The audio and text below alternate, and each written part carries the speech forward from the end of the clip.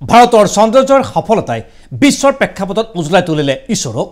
ভাৰতক মহাকাশ গৱেষণা সংস্থাটোক লৈ চৰ্চা এতিয়া সমগ্ৰ বিশ্ববাসীতে। অতি কম বাজেটেৰে চন্দ্ৰযান 3 অৱতৰণক লৈ আজিও চৰ্চা অব্যাহত আছে সমগ্ৰ দেশতে।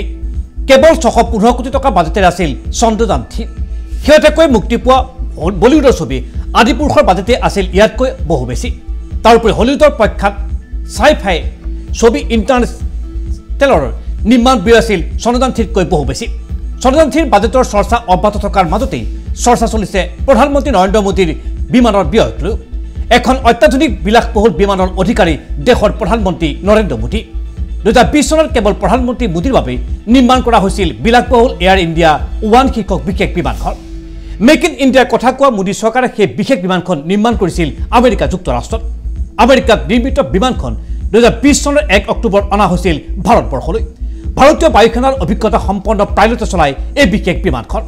সকলো অত্যাধুনিক সা সুবিধা নিশ্চিত নিৰাপত্তা বেষ্টনীৰে অতিকৈ সুসজ্জিত প্ৰধানমন্ত্ৰীৰ সেই বিশেষ বিমানখন। এক বিশেষ মিছাইল ডিফেন্স পদ্ধতি সংলগ্ন কৰা হৈছে সেই বিশেষ বিমানখনত। বিশেষ বিমানখনৰ ভিতৰত আছে এটা কনফাৰেন্স ৰুমো, ভিভিআইপিৰ বাবে কেবিন আৰু এটা মেডিকেল কক্ষও আছে বিমানখনৰ ভিতৰচৰাত।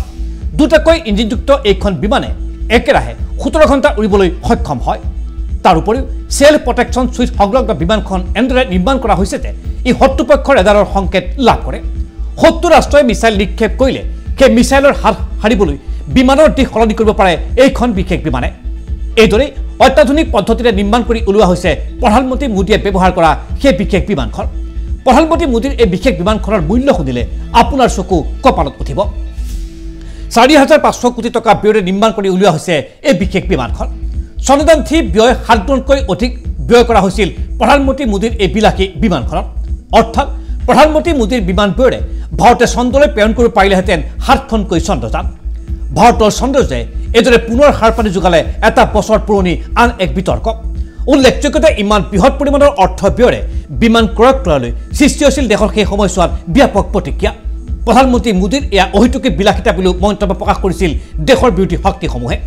নিজৰ বিলাসিতাৰ বাবে এইদৰে প্ৰধানমন্ত্ৰী মোদীয়ে ৰাজহুৱা অৰ্থ ব্যয় কৰা অভিযোগ উত্থাপন কৰিছিল বিৰোধী শক্তিয়ে। বিৰোধী হৈ অভিযোগৰ পাছত পুনৰ এবাৰ চৰ্চালৈ আহিছে প্ৰধানমন্ত্ৰী বিমান ব্যয়ৰ প্ৰসংগ। ঈশ্বৰৰ অতি কম ব্যয় সাপেক্ষে চন্দ্ৰ অভিযান সম্পন্ন কৰাৰ পাছত পুনৰবাৰ প্ৰশ্ন উত্থাপিত হৈছে দেশৰ প্ৰধানমন্ত্ৰীয়ে ব্যৱহাৰ কৰা সেই বিলাসী 1000 কোটি টকাৰ বিমানখনক কেন্দ্ৰ কৰি।